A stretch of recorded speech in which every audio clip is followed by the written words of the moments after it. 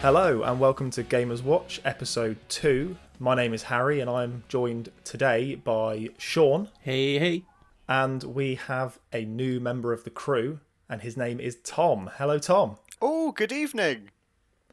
So I did speak about Tom last time in the podcast. Me and him went to school together. We went to primary school up until year 4.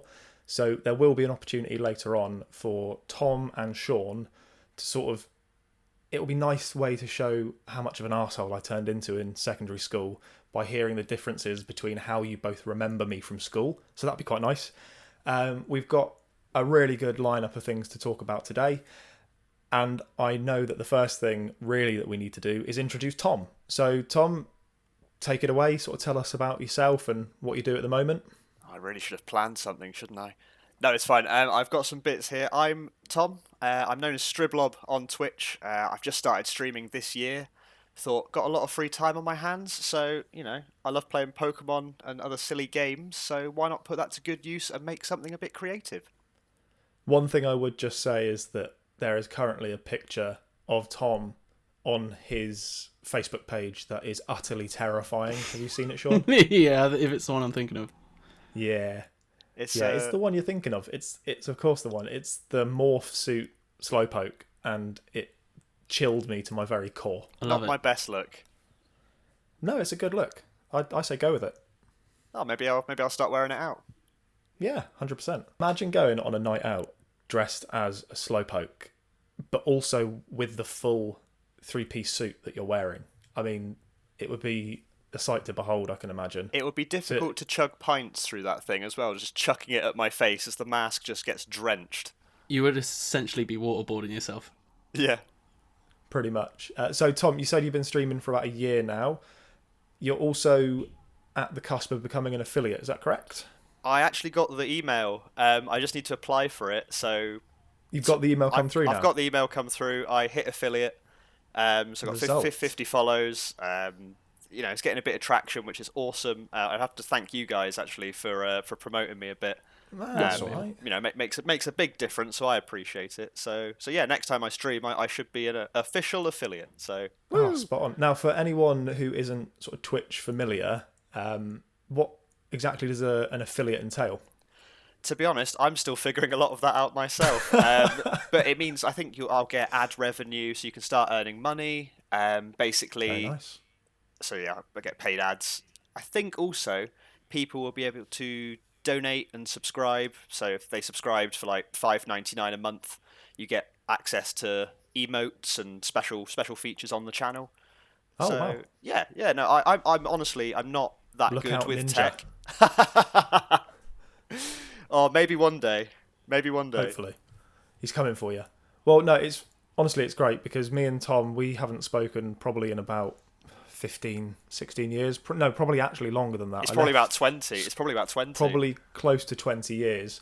And it's like we've just picked off completely where we left. And it's amazing to like actually get back talking. And there's some sort of normality that I feel has sort of come back in the last few weeks that's quite nice. It's like you never left. You're new to the podcast, so there are 3 rules that we have on the podcast that me and Shaun adhere to. We don't talk politics. Right. We don't talk COVID. And we are not to discuss the bare naked ladies. And that is like the 3 things that we will not talk about on this podcast ever. I'll leave now. So just bear that in mind. There's no BNL chat here whatsoever. No problems. No BNL. I'll behave. Rule 3 was a 50-50 split. Now, Tom, you obviously haven't known me since year 4. Well, you've known me, but we haven't really talked much since we were wee little babies. And last week, obviously, I told the ridiculous Emil Heskey story. Oh, yes. Shout out to the 2 people involved in that story who listened to the podcast and both separately messaged me telling me that they found it ridiculous. Amazing. So, hello to those 2 people. Now, there is another story that I teased last week, and it is the postman story. Ooh. And it's one of the memories that I have of my sort of like early teens where I will be awake in my bed at 2 a.m. and this memory will be burned into my head. So, Shaun, I'm convinced that I've told you this, by the way. I honestly can't remember convinced. So, me and Shaun have a friend called Taru. and that is his real name, Turrou. And he probably listens to the podcast. So hello, Turrou. Now, he only used to live about 5 minutes down the road from me. Maybe not even that. I think I ran to his house once in like under 2 minutes. So he was really close to where I lived. And this was the time of MSN Messenger. So he messaged me on MSN and said, "Oh, Harry, what are you doing? Do you fancy like doing something, playing some Xbox, or shall I come up to yours?" I think he was trying to get me into Warhammer at the time, so he probably said, "I'll bring some figures up and we'll do some painting and listen to Tenacious D." And I was like, "Yeah, that's cool, no worries. Like, come on up. He's only 2 minutes away." But me and Turrou sort of have this strange relationship where we just hurt each other all the time, and we used to play soldering iron jousting in engineering, and that is basically just turning soldering irons on and running at each other really fast. And I thought what would be really funny is if when he's coming to my front door, I've got this big glass door, so I'll know that it's him coming to my house. I'll like crouch down behind the door, and then when he rings on my doorbell, I can stick my arm out of the door and I can grab him and like pull him towards the door. And won't that be funny? Now, do you see where maybe the postman bit of this comes in? I really hope it's going where I think it is. Yeah, so I hear the knock at the door, and I quickly like get on the floor and crawl towards the door, and I jam my hand out of the post box and grab Turrou by the red fleece and pull him towards the door, but Turrou doesn't own a red fleece. And what I then heard was a very high-pitched woman screaming as I opened the door, and I had attacked my post lady by mistake. Have I really never told you that, Shaun? No, I don't remember that. The first thing that springs to mind, though, is why didn't you look out the glass door first? So it was frosted glass, so I could just see. It'd be a red blob. Because Turrou had long hair, and I just looked and saw the long hair. You just went on instinct, didn't you? I was just so committed to the bit that I thought, I have to do this now. This is my one opportunity. So I just shoved my arm out of that letterbox, and I grabbed the post lady, and we got a letter from the post office a few days later to say that they may not deliver post if the assault continues. So yeah, that's how I pissed off Torquay's postal service. That's brilliant. Wow. I can't believe I've never told you that, Shaun. No, I definitely haven't been told that before. Yeah, that was bad. I was going to say, talking about embarrassing stories, I've got one from my childhood, if you wouldn't mind me sharing. You have told me that you have a story, and I've just told Shaun the 2 words that you used to describe it to me, and I genuinely am baffled. So, chin touching the chest, is that right? Yes, that is the name of the story. I genuinely don't have a clue what the hell you're talking about. I tell you what, this is one of my mum's fondest memories of me from the doctors, I think. Oh god. So what you have to know about me is that I used to be a little anxious baby. So like in school, I'd pretend to be ill just so I could get out of doing things like sport. I've gotten a bit better, but I used to go to swimming lessons, and I pretend to be sick to get out of doing the swimming lessons. And to be honest, really, it was because I was lazy and wanted to watch Kim Possible. But when I was actually ill with an ear infection, I went to the doctors with me and my mum. I was sat in the doctor's waiting room. He comes over, calls me in. I get into his office. We sit down. He sort of starts doing all the random sort of inspections of me, making sure, what's going on. Inspections? What, like an MOT? Well, yeah. I mean, that is my name backwards, so yeah, a Tom MOT. And I look at him, and he says, "Can you please put your chin on your chest?" But what you have to remember is my ears are completely blocked, and I can't hear a blubbing thing. I thought he said, "Can you please put your chin on my desk?" So I stood up with such confidence, strutted over to his doctor's desk, slammed down onto my knees and smashed my chin on his desk, just looking him straight in the eyes, not saying a damn thing. And Oh my god. my mum and the doctor completely lost it, and I was Sorry, just kneeling in front of this doctor, wondering what is going on. I've done what you've asked me for, but I don't see how this is going to help with my ear infection. Oh my god. I'm sorry, I had to roll away from the microphone then. Oh, that was so funny. So yeah, it's a You good one. put your chin on my desk. Oh no. I swear he That said hurt. desk. I swear he said desk. Oh, Tom, man, I tell you what, if you'd given me 1,000 years, I never would have got that. I haven't been to the doctor's since. Did not pass You that MOT. have, haven't you? Yeah, You've yeah. been to the doctor's since that, right? I have. Oh, thank God. I can just imagine you, like, you come down with the Rona. Oh, no, I've just broken rule 2. Okay, you come down with, I don't know, smallpox. And you're like, I can't go to the doctor's. Why not? Well, this one time when the doctor asked me to put my chin on my chest. Oh, Tom, that's amazing. Where will I be putting my chin next? I mean, God, I don't know. On his chair? Just anywhere. It's just. can you have to assert please your stand up, dominance. please, Doc? Why? I need to put my chin on your chair. Oh, Tom, that's beautiful. That's amazing. you So, did I enjoyed. know you when you did this? How old have you Yeah, been? yeah. It probably would have been year 3 or 4. So Oh man. if you noticed a bruise on my chin when I came into Mr. Kelly's class, now It's you one of know the things I why. vividly remember about year 4 is I had a very bruised chin one day. Yeah. And a I remember smashed that. ego. Well, I know that this isn't in the script, but I do have to tell a very quick story, something very similar to that about my darling, precious Shannon. I'll go for it. For those of you who don't know, Shannon is my partner who I've had my little baby with. Yay! She is immense. She is one of the funniest people that I've ever met in my life, and she doesn't even mean to be funny.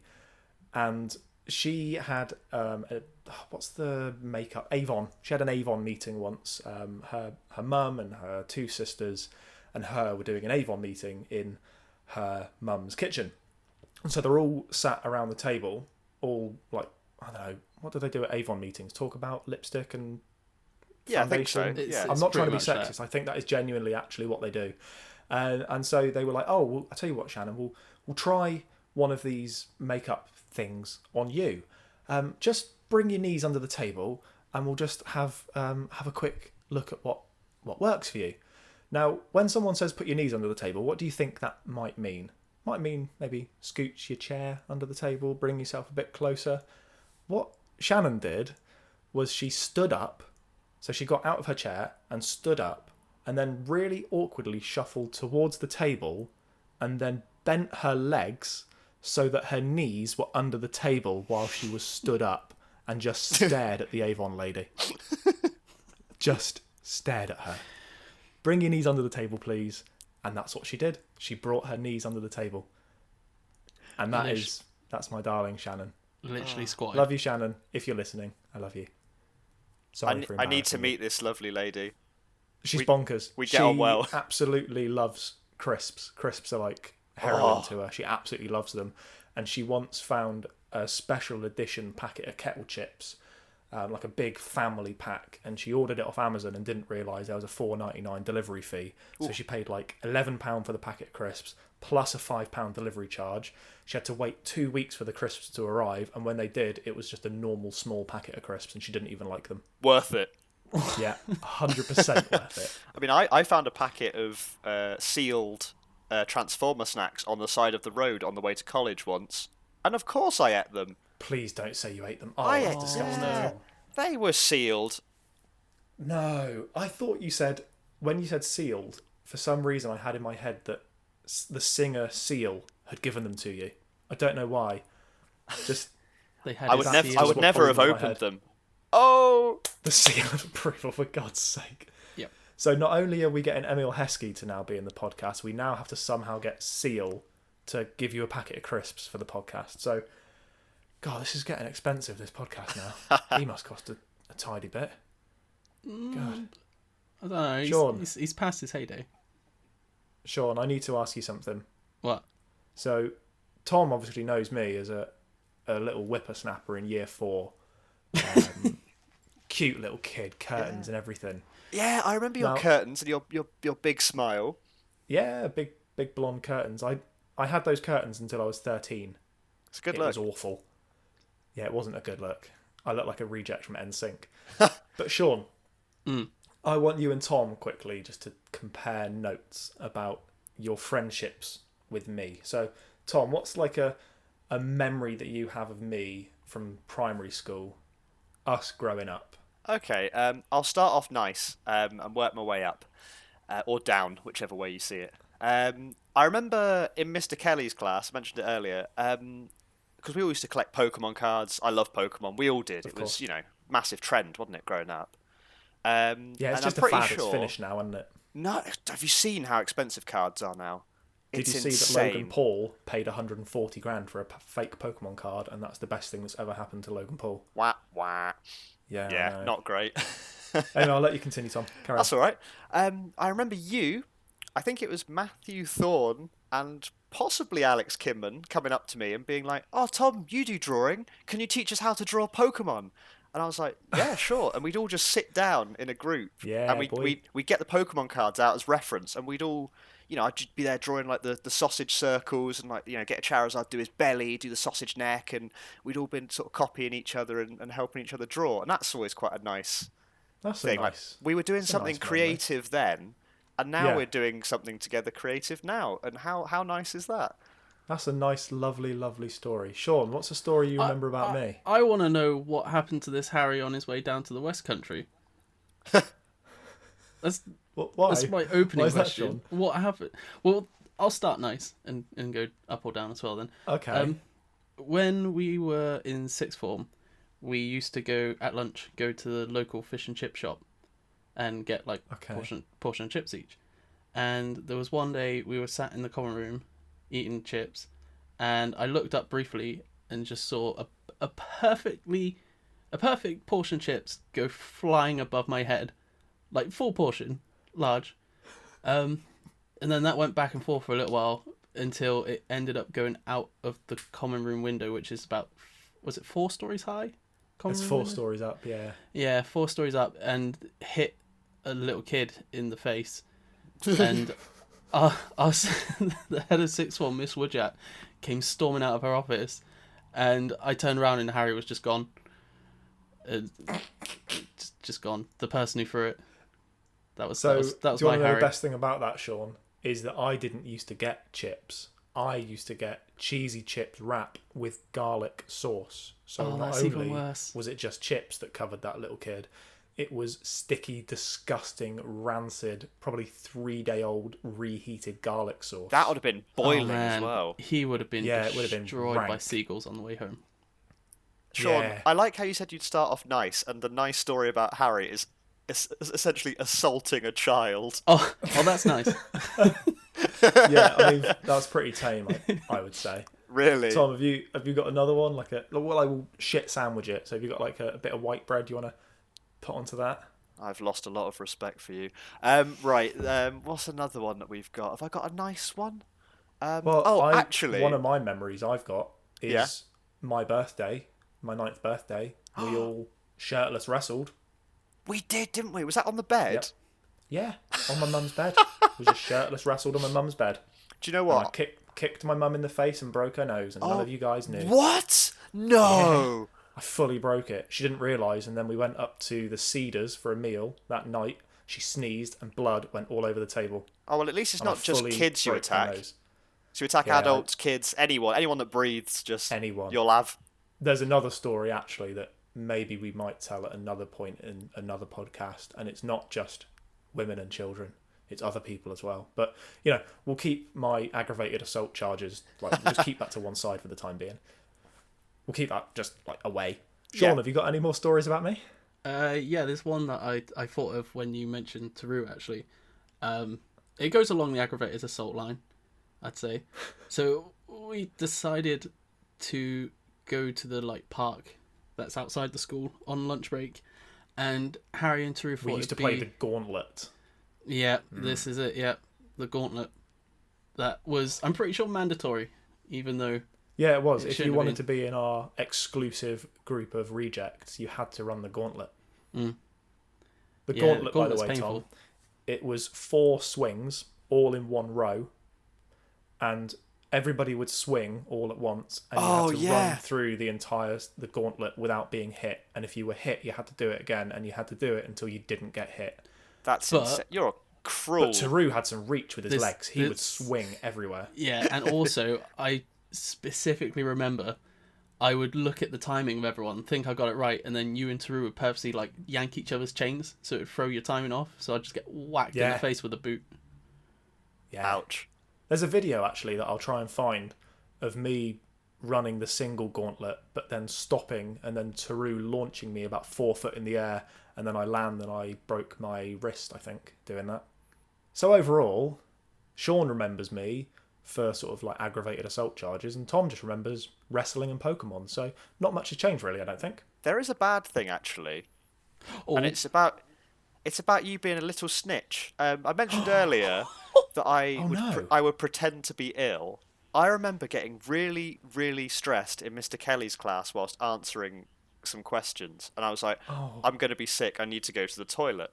So I didn't. I felt ill, but I wasn't actually going to be sick. So I go to the cubicle. I'm in the cubicle making the noises, even though I'm not being sick. And then I hear da-dum, da-dum, either side of the cubicle. And I look up, and there's Tom Rowbottom and you stood up being like, he's not actually being sick, we're telling. And then you run off into Mr. Kelly's class and go and say that I'm not actually being sick. Oh, And, I'm so sorry. I genuinely don't remember that. Yeah, It sounds like something I would do, but man, that was I his apologise. first taste of Well, evilness. That's it's where it only all taken started. you remember 20 one years. thing. I remember accept. one thing about Mr. Kelly's class, and he would make you write 100 lines. Oh, And God. I thought I'd be really clever and just write 100 lines, like the word 100 lines. Oh, not so wise. he then made me write 100 lines 100 times over my entire lunch break for an entire week. He was awful. I never understood what he was saying. He was like, wasn't he? Oh, I never ever understood a word he was Proper saying. Devonshire, and wasn't he? Thank God that I moved to Torquay, because then I got to meet Shaun, and I barely understand what he says these days. I was going to say, you moved away from a Devonshire teacher to Devon. Yeah, it wasn't really the furthest of moves, was it? Could be worse. Could have gone to Cornwall. Don't even say that. Cornwall is a lovely place. I say my family's from Yeah, Cornwall. no, I mean like accent wise. Oh, I struggled to fair, hear my fair. uncle sometimes, and he's from Cornwall. You've redeemed yourself there, Shaun. Also, while we're on the talk Great about pasties. Cornwall versus Devon, and they say jam first or clotted cream first or whatever, Oh, don't. it's neither of them first, because scones are disgusting. Just throw them in the bin. End of. Right? I've probably just caused 2 enemies then, but Yep. as I bet far if- as I'm concerned, I'm shocked. throw them in the bin. One of the things I just want to say, growing up in North Devon, was that my dad used to own pubs, and we always used to get stuff from like brewery reps. And the reason that I got my first PlayStation 1 was because the St Austell Brewery gave one to my dad, and it had a copy of Tekken 2, Nice. Metal Gear Solid, and Tony Hawk Pro Skater. Oh, wow. And I rinsed those games non-stop. And I remember Tony Hawk Pro Skater 2 probably still in my all-time favourite games of all time. I've not played the remakes yet, but like hands down, Tony Hawk Pro Skater 2, being able to like unlock the Spider-Man costume is like one of my favourite memories growing up playing games. I remember Chris Oakley, is that who it was? Yeah, Chris Oakley? yeah. He knew the cheat to get the Spider-Man outfit, and I remember Nice. giving him it was even before DualShock, giving him the remote and just watching him just press like 100 buttons, and then Spider-Man just appeared on my screen. It was immense, and the only reason that I remember that specific memory is from that competition post that you put up the other day, Shaun, about some of our like favourite unlockable skins and costumes that like people had throughout their gaming history. And I'm not going to lie, there was a few on there that I didn't really get. There was a few on there that were great. Lewis, for instance, talked about the plushy skin for somebody from Smite. I don't even know what Smite is. I have no idea what Smite is, but I mean, I'm looking at it now. It's very colourful. I'll give him that. You know. I think it's like a MOBA, if I remember right. I don't. It was like one of those like free-to-play ones on the Xbox One. Oh, I think I do remember. If it's the game I'm thinking of. I think if it's the one I'm thinking of as well, isn't it based around like mythological deities? Yeah. Possibly. Yeah. Right, okay. So shout out to Lewis. Also a shout out to Lewis because he gave us the first review for the podcast. And his actual review for the podcast was, to be honest, mate, it's all right, innit? So that's the official tagline now of the Gamers Watch podcast. To be honest, mate, I'll take it. It's all right, innit? So thank you, Lewis, and thank you for the answer to the quiz as well. Did you see anyone's on there, Shaun, that sort of caught your eye? There's a really good one, Spider-Man from Tony Hawk Pro Skater 2, from some bloke called Harry, who's that's a really he changed his mind though. He did change his mind later on. Yeah. Mm. Which were some of the other ones that you saw on there, Shaun? The one, it just makes me laugh. I'm looking at the screenshot now. Is the carrion carcass from Time Splitters that Marcus Dodd. Yeah. See, now I never played Time Splitters. I remember seeing that walking around. What? I never played Time Splitters. Oh man. I know. I've heard so many good things about it. And now I don't play Time Splitters. I don't know so many good things about it, and I never played it. Also, just want to give Marcus an extra shout out because Tom, you appreciate some of his work. Marcus did all of the Pokemon tattoos on my leg. Oh, amazing. He is an absolute baller. He is one of the sickest tattoo artists in Torquay. He has done some amazing stuff, and my entire sessions getting my tattoos done are basically us talking about Pokemon while he tattoos Pokemon on me. And I know that he's working his way through the original Kanto Pokedex as well. Oh, such a good idea. Tattoo-wise. Such a good idea. Harriet's got a Snorlax tattoo. Harriet, you legend. She wants I don't even know which Magikarp. ones I've got. I've got quite a few now. I've got all the original 8 badges, and then I've got my favourite couple of Pokemon with a few added ones in there. But shout out to Marcus. What is the carrion carcass, Shaun? I don't know if I can quite describe it. It's basically... I'm trying to think of the best way to describe it. It's my god, it looks like... It's a corpse with chicken legs. It looks like a turkey. Yeah. That's pretty much... But it's like stood up. Like that. It's stood upright, and its entire midsection is like cut open vertically. So could you play as that? Yeah.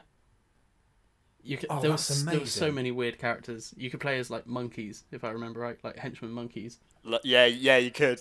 Love it. It was such a good game. Oh, that's you know what? I might have to find the PS2. Shannon's got a PS2 upstairs. I might have to try and find a copy of Time Splitters and give that a whirl over the campaign was over Christmas so fun and New as well. Year. You know? Time Splitters 3, if I remember right. I got really creeped out by like the second or third level. It's like a haunted mansion, but there's the like mud bits outside of the mansion. There's worms as well that just pop up out of the ground and eat you. Ooh. Yeah. Well, I'm definitely going to try and find a copy of that. There's bound to be one on eBay. Oh yeah, definitely. Now there is.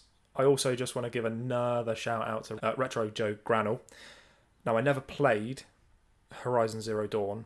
I've watched a lot of gameplay of it, but I really like the alloy shield, the alloy shield weaver armor from that game. I'm looking at it at the moment, and I think it looks absolutely mental. It looks so cool.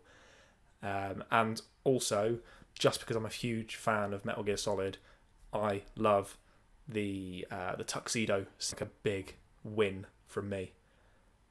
Big win. Not the naked riding then. Not the naked riding, funnily enough. Now, Shaun, last week I got to pick the winner. Do you want to pick the winner this week? Yes. Is it any of the ones that we've already said? It was gonna. I'm looking at 2. It's out of 2. Well, I'll tell you what. I'll go with Marcus. Gonna go with Marcus. Well, the other one I was gonna go for was Dan Warren with just the underpants.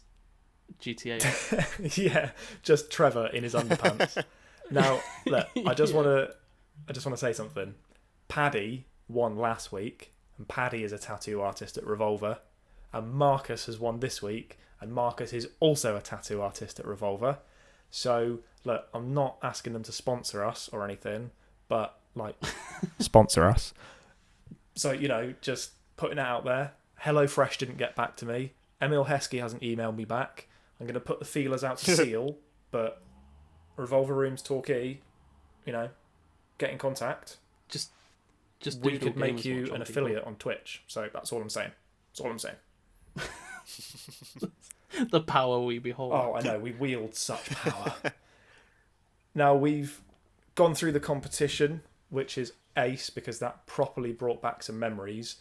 Now, I do just want to go back in time slightly, because we're going to talk about Game Pass or Play, which is the name that we coined this week for us playing Game Pass games, because us playing Game Pass games isn't a great segment name.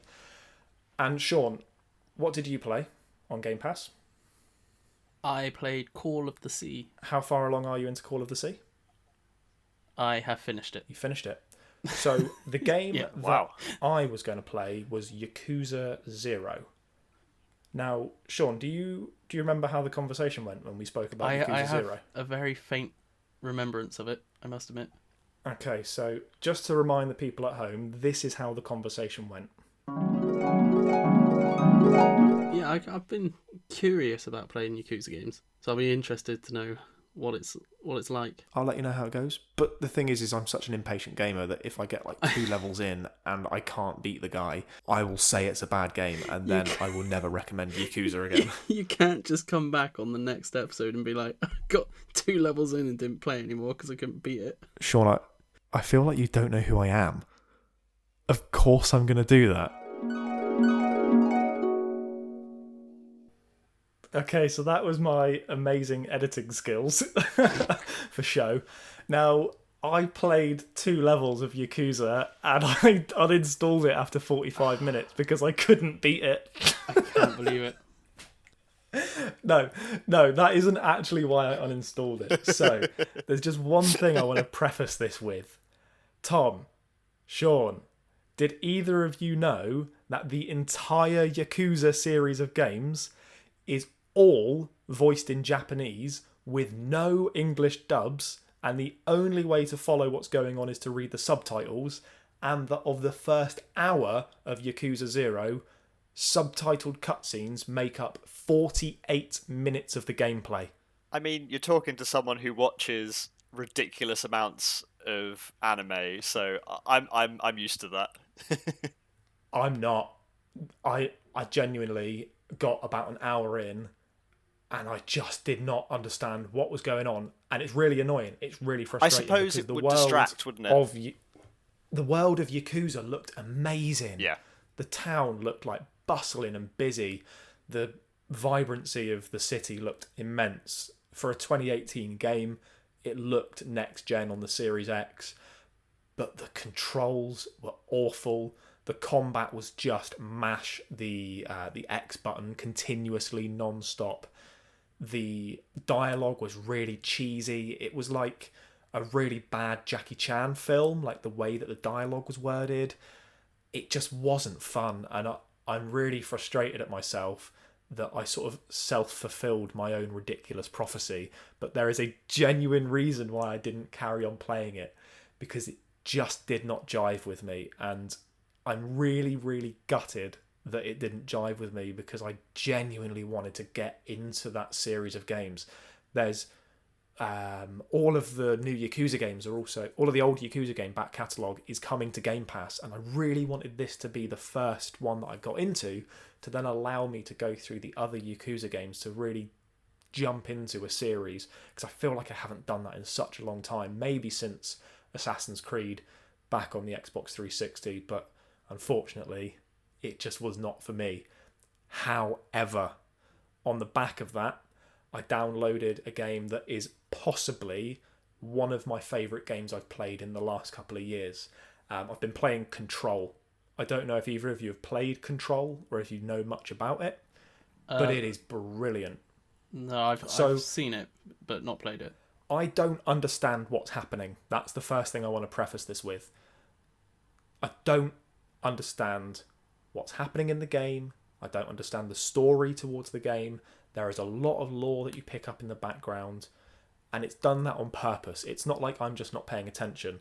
The way that the game sets itself up is that there is already a story going on, and you pick up halfway in.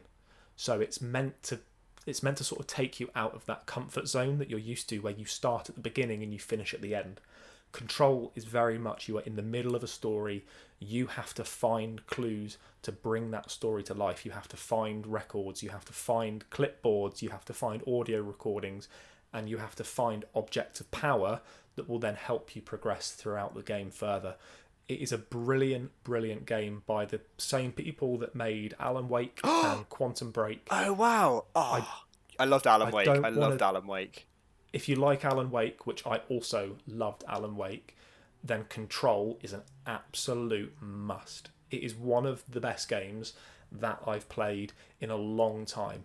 It's eerie, it's strange, it feels sort of visceral. You never really know what's going on, but it's just great, and I keep coming back to it every night. And even Shannon has seen me playing it, and she's like, "Oh, you're playing that Control game again? What's happening?" And I don't know. And probably from the way that I'm talking to Shaun, I don't usually get this animated about games. No. You can probably tell that I quite like it. So for me, it is absolutely a Game Pass play. 100%. I don't want to tell too much about the story, and I don't want to be giving it an arbitrary number, but play Control. It is fantastic. That's my verdict. Shaun, let's hear about Call of the Sea. Yeah, Call of the Sea, completed it. That's it's about 5-6 hours long, so it's not the longest of games. But yeah, it's an adventure game, so it's puzzle based, and it's basically you go to this island that's I think about like 76 miles off the nearest place, trying to find your dear beloved Harry, who's gone missing on an expedition. But it's takes a lot of inspiration in the story from like H.P. Lovecraft stories, which I absolutely love. And we were talking about that just last week, where I said, find a movie or a game based on a book, and if it's good, then I'll admit that I was wrong. So that's a nice coincidence. Well, that and Bloodborne, because Bloodborne's very H.P. Lovecraft. Yeah, but I don't like Bloodborne. So that don't count. So that's my verdict. But you haven't played Call of the Sea. Well, I played the first 10 minutes, and then I couldn't do the first puzzle, so I turned it off and I played Crash Team Racing. What? You can't get stuck on Crash Team Racing.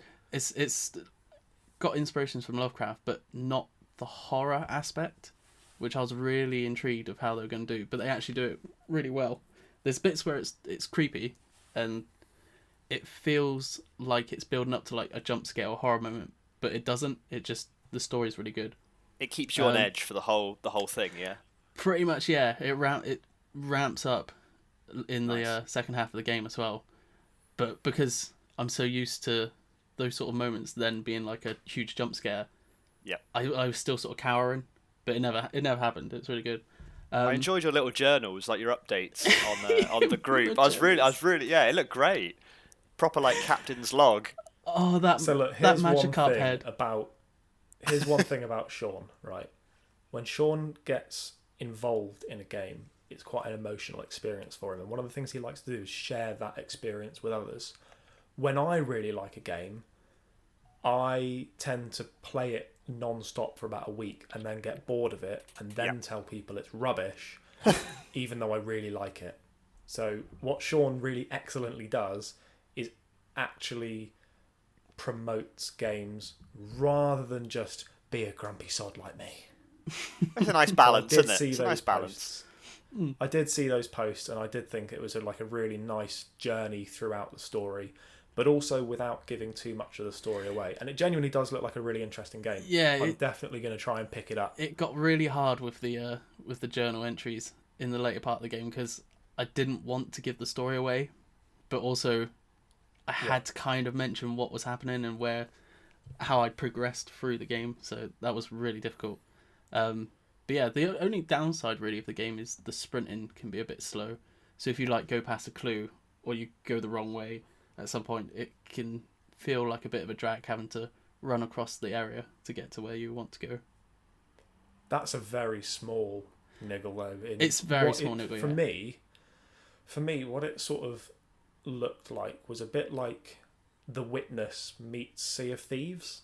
Would that be a sort of fair assessment, possibly, to make?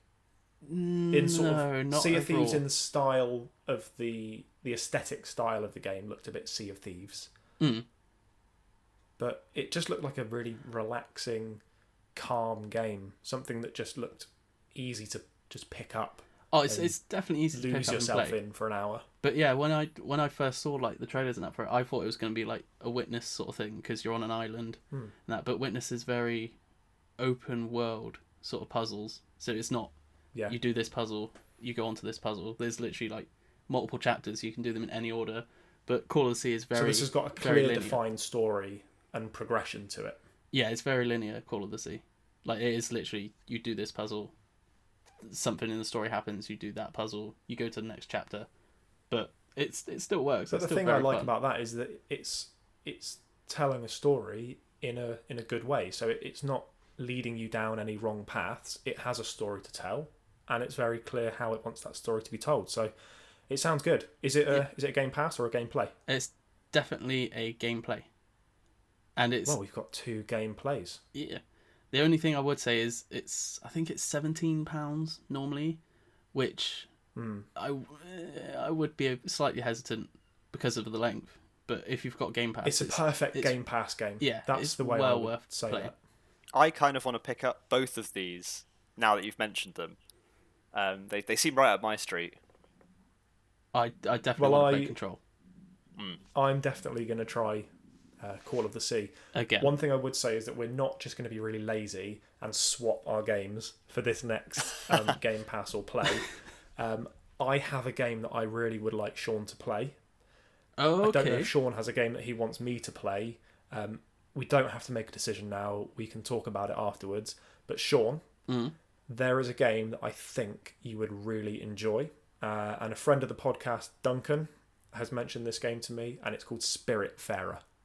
Oh, and I recognise the name. Just like something you would play.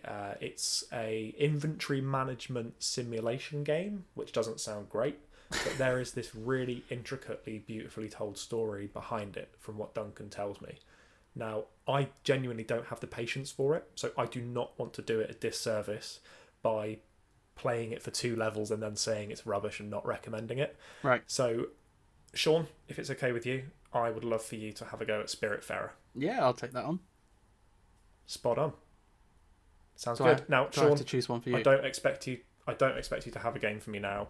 Right. If you can think of a game off the podcast, let me know, and then we'll just discuss it next time. The joys of Game Pass. In my head. I got the app on my phone, so I'll scroll through the catalogue while we're talking, and pick one before the end.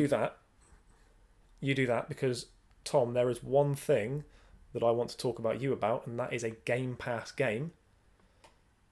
Sea of Thieves. Yarr. Now, I know that you're a big Sea of Thieves player. Oh, I am. I really am. It is cracking. I absolutely Rare are one of my favourite game developers. I remember playing their really funny games back on the N64, like Banjo-Kazooie, Conker's Bad Fur Day, Viva Pinata. I think I just want to put it out there. Yeah. Me and Shaun absolutely love Viva Pinata. Such a good game. And it is my game of the 360 generation. Nice. They are the best 360 games, hands down, and I still, to this day, play Viva Pinata, and I wish that there was a Series X Viva Pinata 3 coming out. I can only hope. Please, Rare. Please. All we want is Pinata fun. That's all we want. The puns we just were want hilarious. Viva Pinata the puns filled with were fun. So good. Filled with fun. I remember they tried to make a TV show out of it as well. And they made some shorts. It was all right, actually. It was so good. It was all right, the TV show. It was a full-on series. I know, and, it was a good way of introducing people to a game that usually they wouldn't pick up. If someone asked me, would you pick up a garden simulator? I probably wouldn't. No. But if someone said, do you want to tame these amazing pinata style animals and then smash them to pieces, Yes. yeah, please. Yeah. That's well up my Give street. me more. But sorry, yeah, I got off topic there, didn't I? I got off topic there. But Sea of Thieves, what I like about it, again, my big draw with these games is the humour. I think they look absolutely beautiful, and music plays a big part in whether I enjoy a game or not. And the music is beautiful. But as you're sort of traversing the sea, because the map is huge in Sea of Thieves, so you might not always meet a skeleton ship or an enemy ship. There might not be anything to do whilst you're sailing to different islands to get treasure. There are in-game musical instruments, and you can play your own sea shanties, and they're fantastic. It is one of my biggest. It's what I'll be doing every stream, without a doubt. You'll start sailing, and then out will come the hurdy-gurdy, the squeeze box, the drum, and you'll just play tunes as you go across the sea, and it's great. It's a great laugh with friends or with strangers. I'm going to disappoint you in that I only picked up Sea of Thieves when it first came out, and when it first came out, it was a troublesome game. Yep. It was as wide as an ocean and as deep as a puddle. That's the only way that I could explain the vanilla version of Sea of Thieves. I've not picked it up since really maybe the first week or so. But me and Shaun, we pumped 50 hours into that game in the first week or so. And we had some great fun in that first week. But the problem that we had was it was just very repetitive fun that we were having. That's fair. And one of the main criticisms I had is that Rare focused far too much in the original game on create your own fun. You go out and make the fun, and they sort of lost direction in that.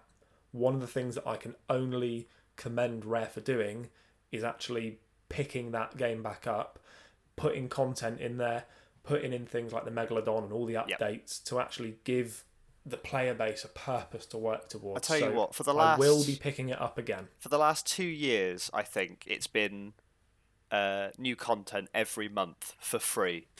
That's good. And yeah, it keeps it so entertaining. Like there are vaults, there is a story, and you can go on different tall tales and complete different things. But it's so vast now. There's almost too much to do. But one of the main things I like about this game, it's not pay to win. You can buy different ships, different cannons, different costumes, but that isn't going to give you a tactical advantage over the other players. It's all purely aesthetic. So obviously you could save up loads of doubloons and booty, and you could buy like the best items, but it wouldn't play any effect to your sort of experience. One of the things I also know about Sea of Thieves is one of my big complaints with the argument of it's only aesthetic is that does still make a difference to the game and how it's played. Oh yeah. But one of the big things that Sea of Thieves, and I know that it does really well, is it doesn't punish people for not paying a lot of money. No. So there are a lot of games where they're specifically set out where it will hide the good stuff behind you having to pay. Yeah. You could save up for months and months and months to get this one thing, but I know that Sea of Thieves is really, really forward with giving people the opportunity to earn those rewards in game and not necessarily having to rely on the microtransactions to bring that in. So I know that even if you don't want to spend money on it, you are not going to be grinding for weeks and weeks and weeks just to upgrade a sail or a new shanty or a new hull. So I will give it props that it gives people the option, but it doesn't push them awkwardly to make that decision. Exactly, mate. Which is something that I will give it props for. I like it. Costs a lot of money, but they will if you've missed an event or a special item came out, you can purchase it in like a back catalogue that they have in like the black market. Or within game currency. Like you don't have to actually pay, but it will cost you for like a whole new ship over like 1.5 million. So I think what that does is it incentivizes people to play consistently. Yes. But also that they know that when they are playing that it's a very limited thing, and that once it's gone, so you get like your full amount of enjoyment out of it. I tell you what, it's very rewarding when you save up that much and you blow it all in one go and you go, look at how sexy I look now. See, I didn't have that because the sexiest that I could get my character was to have like a red peg leg. So while holding a chicken. While holding a chicken, yeah. So I think that I I came into Sea of Thieves just at the wrong time. Honestly, I picked pick the it game back up up. on I day pick it back one. up. Who does that these days? Who picks up games at launch, eh? I mean, we will talk a little bit later about a particular game that has launched quite recently. The problem is that I watched a Jimquisition video on it today, and he has so perfectly and eloquently said everything that I want to say, and he has such a broader audience that I feel like there isn't really much that I can say now, but we will talk about that shortly. One thing that we did discuss last week was very slightly Cyberpunk, so we will have to come back to Cyberpunk, and the reason that we will is we have quite a heartfelt section at the end where we have actually had a developer come to us and want us and really ask us to share their sort of experience in the development industry with our, I'm not going to lie, small audiences. So you will have that at the end of the podcast. But some really great things about Sea of Thieves there, Tom. I genuinely have to try and pick that game up again. I've got quite a lot of friends who are just getting back into it. So it might be maybe my Game Pass. Come and sail with me, honestly, man. I've already got it downloading on my Xbox now because I used the Game Pass app. Nice. But it can't be your Game Pass game because I found what your Game Pass game is. Ooh. Okay, what's my Game Pass game? It's actually a game you showed me a few clips of like a couple weeks ago, I think. And it also sort of ties into this episode because you know the Carrion carcass for the competition. This game's called Carrion. I've played it. You've actually played it? Oh, you bastard. Yeah, I've played it and I loved it. God damn it, right? Back to the drawing board. It was amazing. Board. Sean, we will find a game for me after the podcast. Don't you worry. I'll find a game now. If you haven't played Carrion, by the way, Sean, play Carrion. It's amazing. It's a roguelike where you play the enemy. Oh, it's brilliant. Nice. It is so cool. But no, I've already played it, unfortunately, Sean. Damn it, I thought you hadn't played it yet. We'll have to think of another game because I got all of Christmas off. I've got a nice new job where I get Christmas off. So sweet. I can pick up a game then. And I'll play it over Christmas. Don't you worry. What are you guys doing over Christmas now with the new restrictions? Staying home. That's pretty much it. Yeah. Working. Well, that's quite annoying because our entire segment 4 was going to be about Christmas plans, and we now can't talk about Christmas plans. So, I do have a funny story about Christmas plans. Ooh. It's my mum's birthday is Christmas Day, and she wanted me to come over to hers, and I didn't really, not that I didn't want to, but obviously with everything that's going on at the moment, it's a bit difficult to logistically do that. Yep. And so she was like, "Oh, come over. We'll do something low key, just me, you, her partner, and the baby, and my partner." And she was like, "You don't mind if we have ham, egg, and chips for dinner, do you?" That's what she asked me, if I don't mind having ham, egg, and chips for Christmas dinner. I'd be happy with that. Nah. You could get that from Wimpy tomorrow. You gotta go your mum wants to slave over ham, egg, and chips, and you're just slapping her in the face. You're kicking her in the nose and breaking it. You are there, mate. I've already done that. Right. I'll do it again. If you don't want to go and have it, I'll take up the offer. If you want to go to my mum's house and have ham, egg, and chips on Christmas, I will ask her. Only if I can wrestle on the bed. Taru is going to get really jealous because one thing we haven't told you about Taru is that he fancies my mum, and that one time she slapped his cock accidentally. But that's a story for another podcast. Oh dear! I might have to edit that. No, out. I may possibly keep have it to in. edit that bit out. What do you mean you're going to have to edit out the bit where you slap your mum slap your friend's cock? Sean, is that staying in? It's staying in. You don't like scones. You brought this on yourself. Right, it's staying in. Great. Have you ever played The Outer Worlds? Yes. I didn't like it. Damn it! Did you not? not? Do you have this much time? No, I couldn't get into it. Well, he doesn't have time because he plays it for 10 minutes and then deletes it. So he's probably played about 100 games. It is the dumbest reason. It's the dumbest reason why I didn't like it. You got stuck. I play all of my games and I watch films with subtitles, and I know it sounds ridiculous because I moaned about Yakuza having subtitles, but when it's Japanese and you're just focusing on the subtitles, it's very different. The subtitles in Outer Worlds were so small that I couldn't read anything on the screen whatsoever, and I didn't know what I was doing, and that's why I didn't like it. You should have 'cause got the subtitles you should have were got too Mr. small. Kelly's magnifying glass that you used to read all of my handwriting with. I should have done. I'll tell you what. I'll invent a time machine. I'll go back to year 4. I'll grab his magnifying glass. I'll bring it back to 2018 when I downloaded Outer Worlds. Yep. I'll use the magnifying glass for the subtitles, and then it will be like a Back to the Future where this version of me will disappear and vanish into the ether, and then the version of me will say, I played Outer Worlds and it was great, and all I had to do was strap a magnifying glass to my TV. It's very elaborate. I mean, you could just go out and buy a magnifying glass now. I'm sure the tech's a lot better, but I like the effort. Yeah, that does make more sense. I could just get my own magnifying glass. They're readily available. I'll tell you what, I'm on Amazon now, and I could get one delivered to my house tomorrow by 6 p.m.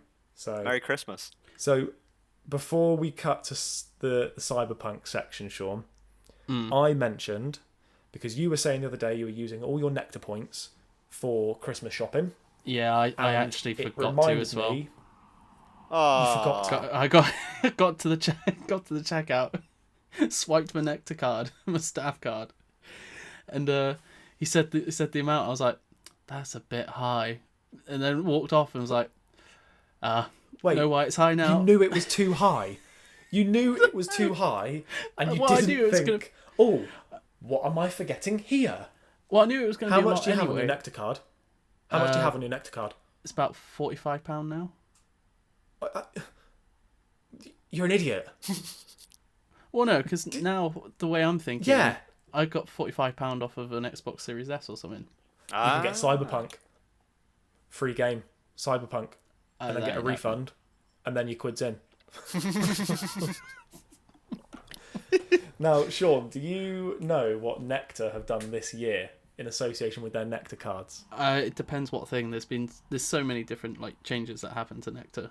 So the thing that I'm talking about is that they are letting people know when they are the highest purchaser of a certain foods in that one particular store. Did you know that?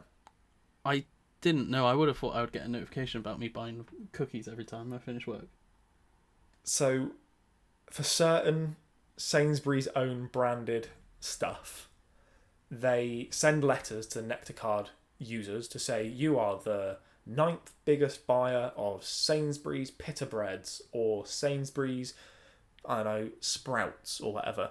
And there's a bloke that I work with, Alex. Well, I say a bloke I work with. My manager, Alex. That's what I should probably call him. My manager, Alex. Sorry. Hi, Alex, if you're listening. He got a letter through from Nectar, and I nearly burst when he told me what he was the number 1 buyer of. So, Alex, my manager, is the number 1 buyer in Torbay of Sainsbury's own cheese balls. Wow, what an achievement. He buys more cheese balls than any other person, and it gets even more ridiculous because that's only counting his Nectar card and not his wife's Nectar card, who he also uses to buy cheese balls with. I like to think when his wife's caught him buying too many cheese balls, she takes his credit card away, but then he steals hers. Yeah, he takes hers instead. He's like, I'm not getting in the way of my cheese balls, Missy. Who do you think you are? So I just thought that was perfect. I'd frame that on the wall. I nearly burst. It was so funny. That's brilliant. And he said that he eats an entire packet of cheese balls a day, and I almost died from laughter. Alex, you are just the funniest, and what a hero. Have a good Christmas with your cheese balls. All I could imagine was he's filled his garage up like Scrooge McDuck with cheese balls. Dives in them. And that he just jumps in off his washing machine, just swimming through an endless sea of cheese balls. It's like me with Pringles. My question to this is, if you had a notification of what's the number 1 thing that you buy, what would your number 1 thing be? What do you think that, or maybe not number 1 thing you buy, but what's the thing that you do that no one else does? Now, Shaun, you just said cookies. Yeah, Tom, it's very specific. You would probably cookies, get a Nectar Point award for the most amount of chins placed on doctors' desks. What are you trying to say about my chins? Nothing. Chin singular. But all I can imagine is that this is a regular occurrence now. Everywhere. You're known as the chin whisperer. And you just go up to random unsuspecting doctors and you're like, chin on the desk, chin on the desk. It's not even just doctors. It's like, someone asks for your ticket on the train, and I just open my little fold out table and just smack it. So Shaun is cookies. Yeah. Tom gets the award for the most amount of desks that have been chinned. Also, I might be the stupidest person in the world because I used to think the act of chinning somebody was hitting them with your chin. Is it not? I didn't realise. No, it's not. What is it? It's headbutting someone in the chin. Oh. You're chinning them. What? And I always used to think, Wouldn't you be chin? No, you wouldn't be chin butting. How would you hurt someone with your chin? You'd just be headbutting them. Yeah, but with your own chin, it just wouldn't work. So I'm glad that I'm not the only one that thought that. So you've just redeemed me there, Tom. Thank you. Well, that's what you bring the knowledge to the masses on this podcast, and that's what I'm here for, to learn about chinning on a gamers podcast. I'm here for violence. Yeah, what did you talk about on the podcast? Oh, just about headbutting techniques, just the general gaming talk. I think the thing that I would win the Nectar Point Awards for would be the most amount of humbugs bought per year. 100%, because somebody was talking about this the other day and they were saying that they love A Christmas Carol. Now look, great film. Kermit, he was spot on it, not going to lie. He did pretty well. Here's the thing though. When Bob Cratchit got the job at Ebenezer Scrooge's warehouse, he very clearly signed a contract of work that would have stated that he had to work Christmas Day. And it is not Ebenezer Scrooge's fault that his employee's child is not very well. So, lovely story, but really, should have got a union involved in that, Scrooge. Shouldn't have let him off so easy. You're heartless. Get into work, do your fucking job. This job is the done. Harry I know. Yeah. You've changed. It's not a beautiful story. You've changed what it's so actually much. a story of, it's a story of somebody getting away with pulling a fucking sickie. That's what it is. So, actually, Bob Cratchit, pull your fucking bootlaces up, and if you don't like it, get a fucking job somewhere else, mate. Right? Please, with the year we've had, and now you're ruining a Muppet Christmas Carol for me. I don't think I can go on. I didn't ruin it. Charles Dickens fucking ruined it. Alright? Also, what happened? He was the one that... Also, the start of the last podcast, I was like, oh, let's try and be PG. Let's not swear too much. And now I'm telling Charles Dickens to go fuck himself. So, I like that in 2 episodes, we've completely derailed swings that. and roundabouts, eh? Yeah. Well, you already broke the Rona rule as well earlier. I know. I'm breaking all the rules. Except number 3. We don't even mention rule number 3. We don't speak about those people. I'm just sat here in my pants. I'm not. You're not bare. You're not naked. And unless something's changed from school, you ain't a lady. So we ain't mentioning it. Alright? We're not talking about it. Forget about it. Apparently they won some Grammys. They're not very good. Anyway, you've broken me, guys. You've actually broken me. Sorry. You could say that I'm so broken that CD Projekt Red would probably release me on time. What a segue. Whee! Wow. That is a segue. Also, I just want to talk about segways quickly, because did either of you know that the inventor of the Segway died because he slipped and fell off a cliff on his Segway? Oh my... Yep. Really? Yeah. Mm-hmm. Yeah. Fully died. Didn't Fell we off a mention cliff. that in the Curiosity Wow. podcast? I think we did. That's sad. We're coming full circle. You need to do one of your Coming flashback full scenes circle. next episode. I think I'm not having to listen to those podcasts. They are shit. if I remember right, it was the episode as well that Taru was with us. So you better not flashback. I think it was. If you've still got those, you can listen to them because they are diabolically bad, and I'm never listening to an old podcast again. I found 2 of them on SoundCloud, and they were painful. You got to start somewhere, mate. It literally went from talking about Ellen Page to a Segway inventor. She's not dying. called Ellen anymore, Elliot is she? Page. Elliot Page, sorry. Sean, do you want to tell the story? We're derailing a bit here. Sean, just Tell me why. tell the Ellen Page shit. Oh, so basically, Harry had this crush on Ellen Page. I thought that she was attractive in Juno and that she looked okay in Inception, right? And then there was a game that came out where a leaked naked version of her body came out, and I was like, That's funny because I used to have a crush on her, right? And then Shaun and Shannon never shut up about the fact that I fancied Ellen Page once, and she came out as transgender a few weeks ago, right? But that's not funny because you do you. The thing that is ridiculous is that Shaun and Shannon, both at exactly the same time, sent me the same BBC article saying, haha, you fancy a bloke. Both of them at the same time. Ridiculous. Being sent multiple articles of Elliot Page. But true now. Ridiculous. Also, what does that mean for season 3 of The Umbrella Academy? I still haven't watched that. Yeah. Oh man, Have you not? Great. No. It's good. Really, I binged it. Good. Binged it all. I got a lot of stuff Did to the watch. same. I still got Mandalorian. Oh, mate, you're in for a treat. I We will Mandalorian. talk Oh. Mandalorian post-podcast because I could talk about that last episode for a year. I specifically not watched it yet so I could binge it because I knew I wouldn't be able to wait a week. That's fair. No, honestly, it is that sort of show. Actually, that's what I'm doing over Christmas. Watch The Mandalorian. Got there in the end. We got there. Now, we are going to be wrapping the podcast up in a second, but before we do have to mention Cyberpunk. Now, Tom, you actually haven't really kept up with this very much, which is fair play to you because it's been absolutely everywhere.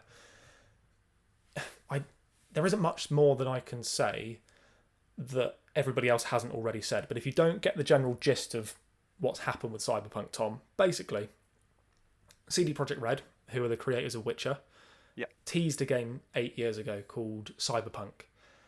They've been in development now for 5 years, and for 1.5 of those 5 years, they've been issuing mandatory 6-day, 70-hour weeks to all of their staff to try and get it finished. Blimey. They've been outwardly lying to investors about the state of the game. They've been lying to the people that were going to buy the game, even as early as 3 weeks ago, saying it was in actually quite a good console state, and that the current generation of consoles would be able to manage it quite well. They have misgenred the game, so it's been released and they've changed it from an RPG to an action-adventure, having said for 7 years it's going to be a genre-defining RPG. There's no NPC AI, there's no traffic AI, there's no police AI, there's no life paths that were promised. They've been changed to cutscenes. The current generation versions of the game can barely play it functionally, let alone surprisingly well. There's now PC issues where if your save file becomes more than 8 megabytes, the game unintentionally becomes a roguelike and deletes your save file every time you turn the game on. And it's got to a point where PlayStation have delisted it from their store. Microsoft have said they'll be offering refunds. GameStop in America have stopped selling the game. Game in the UK have said they'll be offering everybody full refunds. And Walmart and Best Buy are now doing the same thing. CD Projekt Red, who have worked their staff to the bone for the last 1.5 years, have now said that they'll be working on hot fixes and that the game potentially will be fixed by February. So what they've essentially done is that they have paid good money to play this game. They've bought an inferior product. CD Projekt Red have lied about the state of the game, and they've now told these people that bought a game for £60, you won't be able to play it properly until at least February. And all of those developers that have just crunched for the last 18 months now don't get to see their families over Christmas. It's diabolical, and for whatever reason, the darlings of the game industry that are CD Projekt Red, they can do no wrong. So whenever I bring this up with people, whenever articles get posted about these things, there are swathes of attacks from CD Projekt Red and Cyberpunk fans who will not see the reality of what this game has become. Sony didn't delist this game because people didn't like it. They delisted this game because it caused life-threatening seizures, because it was a failed promise, because the game itself was broken and it was completely and indefinitely not what they sold it to be. I don't know if you saw this, Tom, but one of the early reviewers of the game, she made a complaint that one of the scenes caused her to have such severe epileptic fits that she had to stop playing the game entirely for days. And in response to that, Cyberpunk fans sent her videos of flashing lights to try and enact one of her seizures. I hate people on the internet. They could not take criticism. Awful. Like, genuinely, you can't believe what sort of levels people will sink to just to protect something, just because they have a different opinion. Yep. Awful. I generally don't know what to say. It's shocking. One thing I would say is that in no way do I blame the devs for this whatsoever. This is nothing but poor management. This is nothing but poor team management. Agreed. And having a look through the Glassdoor reviews. Glassdoor, if you don't know, is a website where ex-employees can leave reviews on their working circumstances. Crunch, harassment and abuse is a constant theme of ex-employees discussing their time at CD Projekt Red. People stating that 6 to 7 day weeks were the known thing, that 10 to 15 hour days were just the normality, and that they should stop pretending that they know what an RPG is and listen to people who know what an RPG is. These were things that were said 2 years ago that were routinely ignored, and any opportunity that people have to sort of talk about these things instantly gets downvoted on Reddit, or it instantly gets thrown aside by people that can't see legitimate criticisms of what could be a good game. And the frustration is that I really, really want to play Cyberpunk 2077. It's a game that I've genuinely been interested in since they announced it, and it's something that I won't ever be picking up now, out of moral respect for the people that grinded themselves to the bone to make this thing.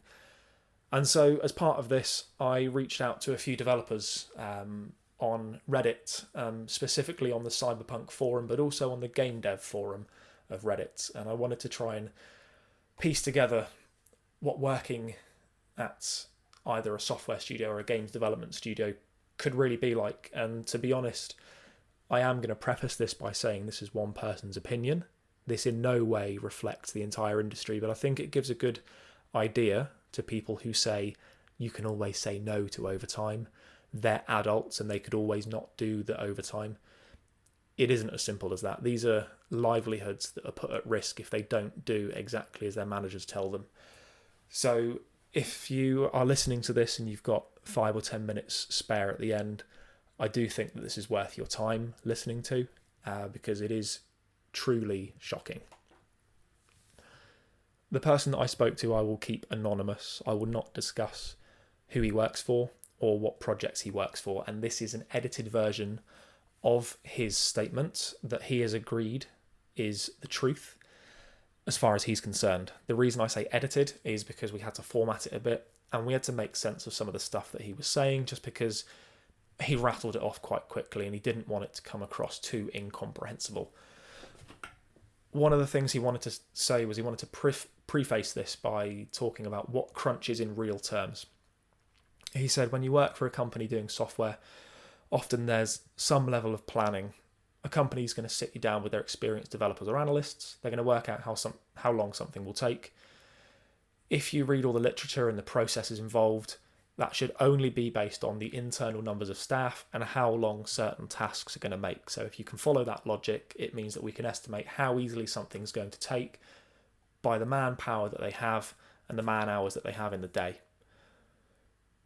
The important thing about this is that you've got something called the man hours and the calendar dates, and that's precisely where the problem lies. As a dev, often you're estimating the time it takes to create a feature. So say you're coding an inventory, for instance. To do this, you quote 30 hours, but when you get into the code for it, you realise it's maybe a bit disorganised, or it's tightly coupled, or it's difficult to plan the whole thing properly. So that 30 hours then turns into 35.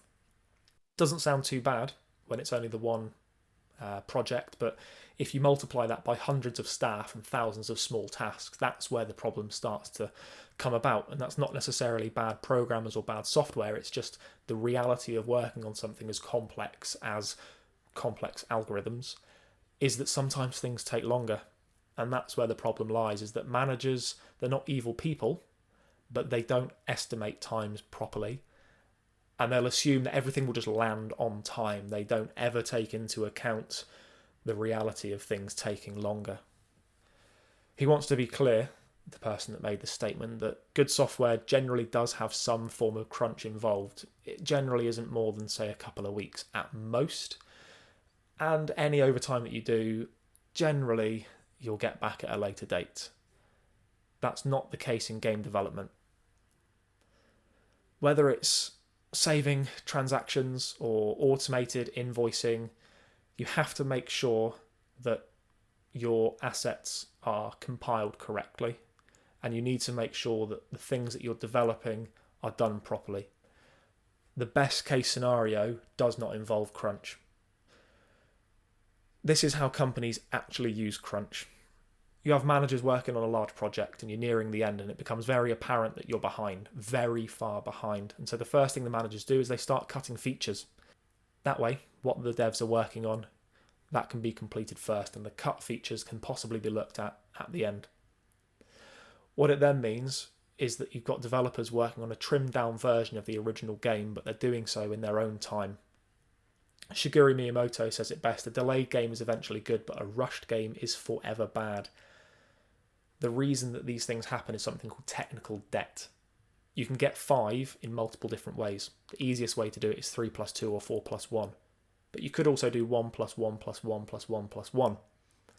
The first 2 examples have the same sum and a very easy way to get there. The second example has 5 different routes to get to the same answer, and that's what happens with coding, is that multiple people work on the same thing and come up with different ideas that then have to be amalgamated together, and in a nutshell, that's what happens. You've got thousands and thousands of devs all cutting corners, all cutting content, and that's what technical debt turns into: inefficient code and inefficient people. You've got a watered down product, overworked developers, and now you don't have time. And that's crunch. Essentially hundreds and hundreds of overworked staff members all working on complex and difficult mathematical equations, tired, hungry, exhausted, and missing home. Your manager says that's the deadline, and developers are passionate people. They just want to get it done, and that's why they crunch. He goes on to say that this is his story of crunch. He worked every day for 6 weeks, 42 consecutive days. He worked between 12 to 20 hours a day, and at least a dozen times slept in the office. He was relatively fresh out of school, and it was important for him to impress his boss. He wanted to move up the company, and he also wanted to work on more technical parts of the system they were creating. So he saw it as time well earned. He would start his day by coming in and clocking in, checking his email, and starting his timer. He would usually go through something like 6 to 8 coffees a day, 3 to 5 Red Bulls, and he was completely hopped up on caffeine. And that was before crunch hit. His day would be spent coding for 8 hours continuously, and the rest of the day was spent talking to managers and managing expectations within the team. He would then have to provide support to junior developers, either by helping them solve bugs or understanding parts of the system. On average, he was sleeping for 4 hours a night, and because he was working on new technology, he was expected to do most of the reading of this in his free time, of which he had none. He's doing meetings, reading new material, coding, doing support. He's completely hopped up on caffeine, and his entire diet turned to fast food. He's spending a small fortune on takeout because he has no time to cook and nowhere to cook it. If I do get to go home, I shower, I sleep, and that is it. My mood started to change due to depression, and I'd be getting into constant arguments with our database administrators. They started off polite, and then they got worse and worse. Something that would normally take me 1 hour would now take me 3 hours. He remembers one day forgetting a variable and spending 3 hours coding something instead of just scrolling up on the screen. His symptoms piled up. He was tired, gaining weight, irritable, his memory had completely gone, and he was absolutely exhausted, and that's when it started to impact his social life. After about 4 weeks, his family and friends started to get really, really upset with him. They saw that in their minds he was abandoning things he'd previously found valuable for something shallow and temporary. We eventually released this platform 6 months late, with even more crunch sessions, and at the end of it he was tired, and all he would do on the weekends is sleep continuously. This is common in game developments. He has friends that work in the industry where he lives. Some of them work for Ubisoft, some of them work for EA, and those friends have often talked about 100-hour weeks being the norm. Employees are constantly in therapy, and burnout and stress is a common cause for this depression. He once interviewed a game developer working on Age of Conan, and the only thing he talked about was the volume of work, and he ended up leaving that job eventually because of burnout too. So in a nutshell, I'll tell you what I think crunch is. It's theft. It's an employer stealing from their employees. What you essentially have is an employer who fails in planning and then forces their team to do the rest of the work. You use your own time to finish our work. If this doesn't sound right to you, it's because it isn't right. On top of that, many companies have in their contracts that anything you make outside of their work, they own. So not only do they have you while you're at work, they have your time while you're away. There's also one thing he wants to mention, which is the wage. Most companies hire people on salary. That means they're not paid by the hour, they're paid by an annual sum. Therefore, overtime is not paid. Some days you'll work more, some days you'll work less, is the line that I got roped into. I never remember working less. Even in the circumstances where you are paid, people don't realise that devs aren't given the option to say, no, I don't want to do overtime. Because often it's the money, but often it's because it's a very small industry and word gets around very quickly. You don't want to shake the boat in an industry where somebody across the road might not hire you for not doing what they deem to be just your job. That's my story, and I'd love for you to tell it to your podcast. I hope you're all well, and I hope that you enjoy Cyberpunk. So, wow, powerful stuff. That's heavy. I felt like I got into quite a few arguments in the week about crunch, and my first response to that was that I wanted to prove people wrong, and I feel like I possibly have done that. It really is an issue with modern day gaming, is that we don't see the people behind the screen, and I think developers have done a really good job of who made FIFA, EA, who made Control, Remedy, who made Cyberpunk, CDPR, and you forget that there are people behind those companies. So I just wanted to give a shout out to all of the unappreciated developers out there that from us here at Gamers Watch, we love you. Keep on going. All right, guys? And that's been us. Tom, hello. It has been an absolute pleasure having you on the podcast. Well, thank you for having me, guys. I really appreciate it. We honestly can't wait to have you again. Mainly because it's someone else to talk to, and sometimes Shaun's just a bit too much for me. But it has honestly been fantastic to have you on. Excuse me? Sorry? Uh-oh. Oh, I didn't realise you were still there. I'm sorry. But no, it's been great having you on, Tom. Cheers, man. Tell us what you're up to in the new year with your stream, man. Oh, yeah. So I'm streaming tomorrow, 7 p.m. GMT. I'll be sort of finalising the Pokemon Nuzlocke that I've been playing. If you don't know what a Nuzlocke is, it's essentially going through a ROM of an old Pokemon game with added challenges. So I've put a randomizer on so you can encounter any Pokemon anywhere. It can be any of the 252 from Pokemon Crystal. All the gym leaders have different names. All the evolutions are random. You could get a Cubone that evolves into a Blastoise. It's just good fun. And we've got a nice little community, the Slowpoke Squad, woo, that come together, and we just have a night of drinking, chatting, and watching me be terrible at Pokemon. And I let all my chat name the Pokemon. So we have Steve. Sorry? Oh, Steve. Yes, you named Steve. The Persian, I believe. Steve the Persian. Steve the Persian, the female Persian. Yep. So, yeah, I'll be just tomorrow doing some Pokemon Crystal, and I'm going to be grinding, because I want to, in the new year, for a New Year's stream, I want to beat Red, because Red's Pokemon are level 80, 90, so I'm going to, yeah, I think mine are about level 50, so I'm going to really have to do some grinding. I'm going to have to do a crunch of my own, I guess. No, it's nothing compared to what those guys go through. That's honestly, mate, that bit it's really touched me. I was just sat there with my mouth open for most of that part. It really is shocking. I mean, can't believe it. The argument that people say they can say no to overtime, we've all worked overtime we didn't want to. Yeah, we've all done it, and unfortunately, it's just something that happens. But hopefully, with more people talking about it, it will become less normal. Yeah. And going forward, it can only be good. Well, it's been a pleasure to have you on, Tom. Thank you Shaun, very much. You got anything to say before you go? Have you got a game for me to play on Game Pass at all? I do, yes. I'm fairly certain you wouldn't have played this yet. You better not have. Okay. Tell me why. Tell you why what? No, the game's called Tell Me Why. Oh shit! I feel stupid now. I thought you were just. I Okay. thought you were just doing a bit. It was no. Tell me why. It was one of the games that was picked One of the things for... you don't know about us, Tom, is that me and Shaun are actually part of a Grease performance band. So we sometimes just riff songs from the hit musical Grease. So Wasn't Nice. that Tell Me More? we forgot to tell you that. Was it? That's Tell Me Oh, More. well, now I Tell feel me- extra stupid. Tell me You know why what? would be Backstreet Boys, wouldn't it? Yeah. I think. You know what? Let's just end this because I'm really not coming out strongly on this, am I? You've actually reminded me of my worst fear and my most embarrassing thing from school. I tell you what, we will save that for the next podcast. Okay. That is a proper What a cliffhanger. EastEnders Cliffhanger. That is the cliffhanger to end all cliffhangers. Well, Shaun, it's been fun. Tom, Yep. it's been great. Merry Christmas, And all. Harry, I'm a legend.